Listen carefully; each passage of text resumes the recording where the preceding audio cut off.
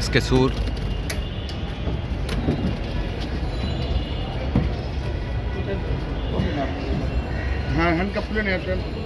সুর চৌধুরী, যাকে আমরা আজকে সুর হিসাবে চিনি, যিনি পিকে হালদার গ্রুপের বিভিন্ন ইয়ার সাথে সম্পর্কিত হিসাবে ওনার বিরুদ্ধে বিভিন্ন পত্রপত্রিকায় নিউজ আসছে।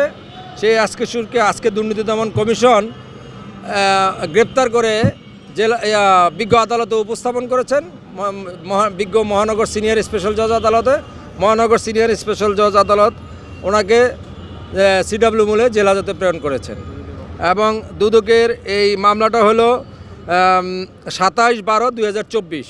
এই মামলায় ওনার বিরুদ্ধে জ্ঞাত আয়ের বহির্ভূত সম্পদ অর্জনের অনুসন্ধান রিপোর্ট আসার পরে ওনাকে সম্পদ বিবরণী দাখিলের জন্য দুর্নীতি দমন কমিশনের সিদ্ধান্ত অনুযায়ী নোটিশ প্রেরণ করা হয়। উনি নোটিশটা রিসিভ করেন, কিন্তু যথাসময়ে উনি সম্পদ বিবরণী দাখিল করে নাই।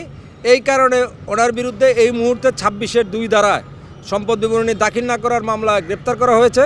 এবং অনুসন্ধানে ওনার বিরুদ্ধে যে সমস্ত জ্ঞাত আয় বহির্ভূত সম্পদের তথ্য পাওয়া গেছে এবং তদন্তে ওনার বিরুদ্ধে জ্ঞাত আয় বহির্ভূত সম্পদের যে সমস্ত তথ্যাদি আসবে তা ইমিডিয়েটলি বিজ্ঞ আদালতকে জানানো হবে।